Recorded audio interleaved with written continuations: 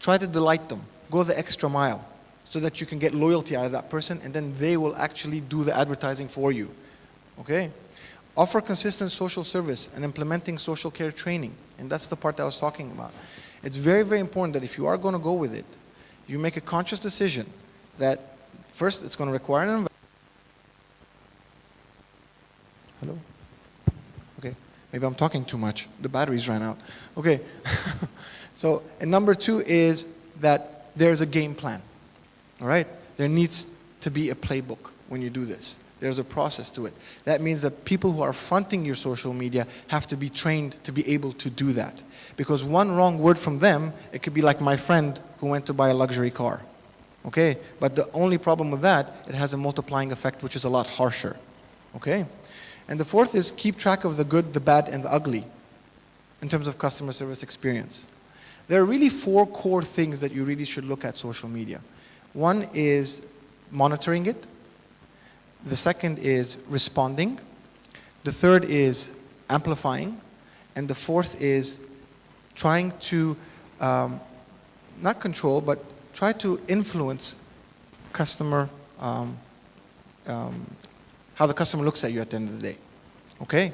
Those are the 4 core kind of mantras. So by monitoring, you get to see what's being said about you across the platform, not just on your fan pages and not just on your Twitter accounts, right? Number 2 is when you do monitor and you see the messages, you need to respond. And when you respond and you get the result that you want, it will automatically help you to amplify that message across to other customers. And lastly, it will influence the way ultimately you influence customer behavior. Okay? So, in terms of how it starts and how it can get there, because I see a lot of clients, I go see a lot of clients obviously, and not everybody is, everyone's trying to figure it out. There is a bit of a struggle. It's still a bit of early days here. And by the way, we're not that far behind from our Western counterparts either. They're also trying to figure it out, but they're just a little ahead of us in some ways. It really, first of all, it comes from the leadership of an organization. The leadership has to be convinced that this is the way that we need to go. And they need to initiate that process. Second is that a culture needs to be built to look at social media. It's not about getting likes, and it's not about getting followers. No, it's a lot more than that. So, and ultimately, it's being able to take decisions, okay, with the feedback that you're getting and the actions that you're taking. Training, very important. I just spoke about it. You need to have the right investments in place to train people who can deal with this.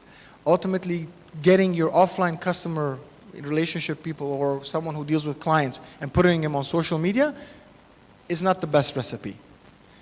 Create a legacy that it creates a legacy in terms of we are a modern company and we are looking at social media. Not to say if you don't look at social media, you're not modern, but it creates a bit of a culture that, you're with what's happening on the social media space and you're in tune with the customers. And it actually can become a motivational factor with some employees, okay? And ownership. Let me ask a question here. Who do you think, which department should own this?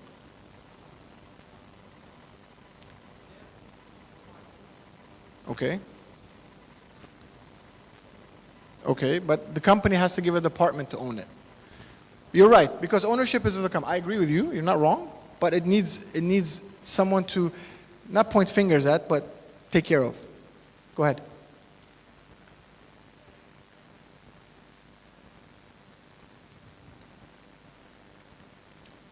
Okay, that's an idea. Haven't heard that one before. Sorry, I'll repeat that. She said that it should be someone from each department in the company who basically owns it. Like a committee, yes. Okay, anyone else? Okay. Marketing, okay.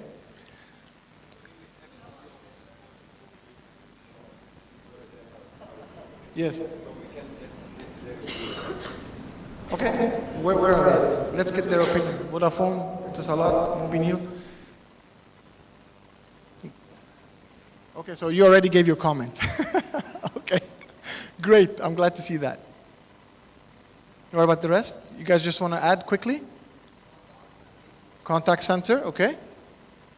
And? Marketing, okay. Vodafone? No, who is it? Okay, just a person who wants to comment. Perfect, go ahead.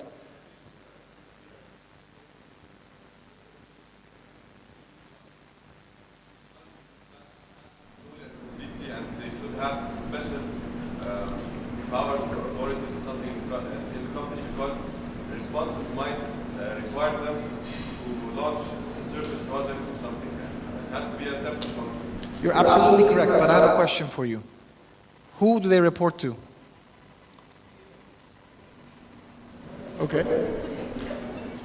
That's definitely one way that companies go, by the way. That's one way.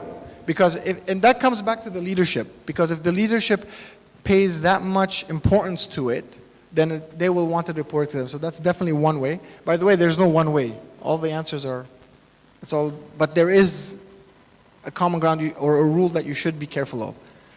Okay, last one, because I don't want to run out of time.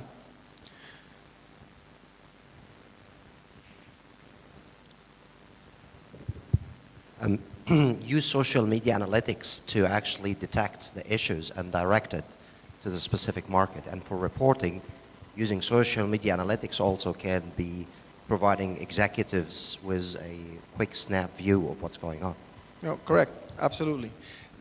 A lot of you answered, I mean, there is no, like I said, set formula. One way that we've seen a lot of companies do, which has been proven, I'm going to tell you what's proved to be effective, okay? One of them is exactly what that gentleman said, which is there's somebody who looks after it, it's a function, and that they report directly to the CEO. The other one is that they report to the insights head of a certain company.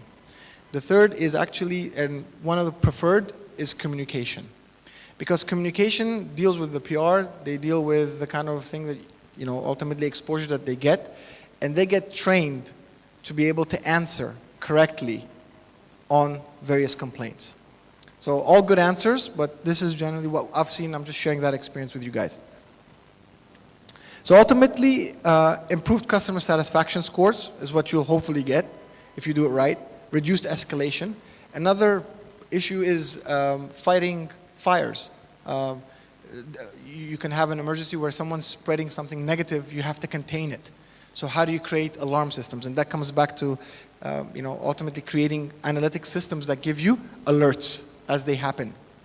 A common service language. So, and this is very important, guys. The experience that a customer gets through social media should be the exact same experience they get when they deal with your brand offline. There can't be any disconnect between them. And that's a very big challenge that a lot of companies have to face. Okay? Improved staff morale and reduced turnover because they get less complaints, they get more happy customers, and they feel good about themselves, right? And reduced costs. And I'll come to the reduced costs part in just a bit. Now, I don't want to scare you with this chart. It should have been a bit more animated, but let me try and explain it to you really quickly. All it's trying to say is that ultimately there is a shift in how customer satisfaction or customer service is being done. Traditionally, on this side, and these are examples and strategies that you could use. Sorry, I don't have a pointer, and I don't know where my... Okay. On the left side, you have the arrow, which is ultimately customers servicing queries. So customers are asking queries.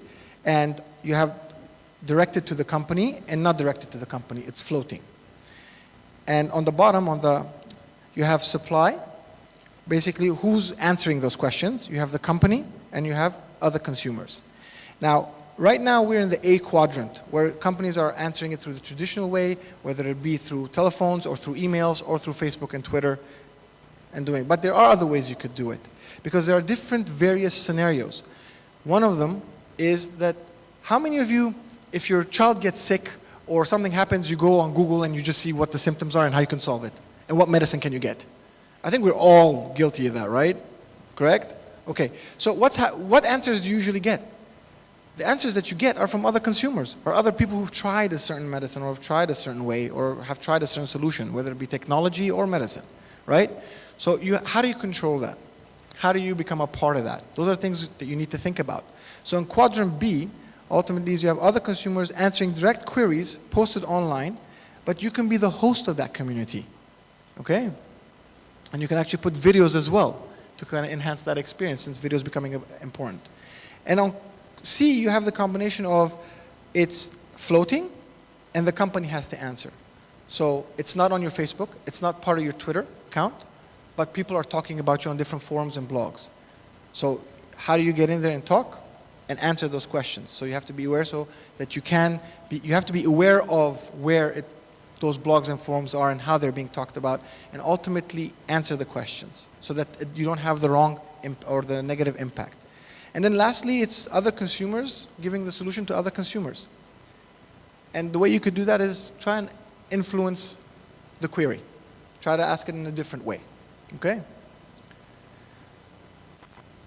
Another thing that you have to be very careful of when you do this as a solution is people expect answers really fast.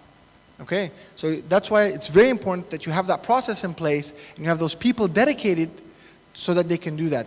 And based on a study that was conducted by us, we saw that most people expect the company to have response to their query within 12 hours. Some is 6 hours.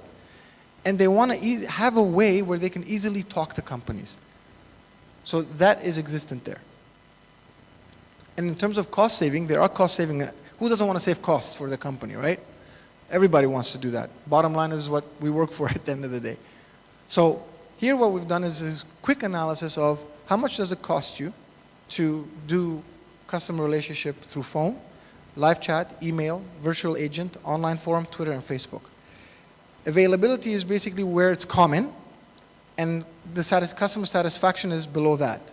So for a phone kind of a management system, you have it costs a company $6 to $12 to get that sorted out. On the other side of the spectrum, where you have Twitter and online forums, it's less than $1.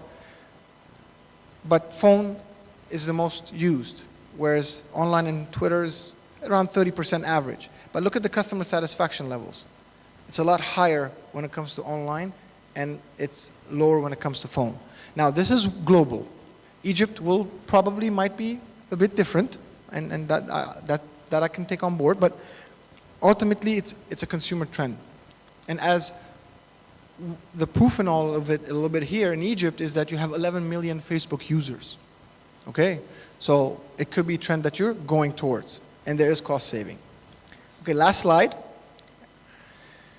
Just to conclude and to summarize everything in terms of what you should be looking at, what are the levers that you need to kind of push and pull to save cost, increase customer satisfaction, and drive sales? One is that with doing social care, you'll be able to reduce customer churn. Faster responses on time issues, proactivity will definitely improve sales. Drive up sell through service channels, improving experience. So if you have different offerings to give, you can actually, through good customer service on the social media spaces, you can actually kind of ride that wave and show the improved quality or the improved service. Acquisition through referrals and advocacy. Turn the negative to a positive. We talked about that. You do have that opportunity to do it because they're there and they're talking about you. Where it's worse when there's a customer that's dissatisfied and you never hear from them, right? So that presents an opportunity. Use an early indicator for call volume. So if you all of a sudden, if you're monitoring, and the importance of monitoring is very important, you start getting some negative, feedback, it's important to catch that early so you can deal with it and again turn it into a positive. Diagnose and fix broken processes. Customers will give you feedback. Take that feedback on board and improve processes where they need to be proven and be open about it. Avoid negative flare-ups. Again, that's kind of the same thing actually, to catch things early. Improve overall productivity. So you reduce, the call center's agents' time gets reduced dramatically, and possibly you'll have less agents that you require, and you might have, a smaller force of online social media trained specialists who are continuously interacting with the customer. And another thing that this does is, if you're a product or a brand or a service, it does give you the opportunity to detect innovation. A lot of companies now, if they stand still and they don't innovate themselves, then they will be left behind. By listening to a large body of your audience, they can give you ideas.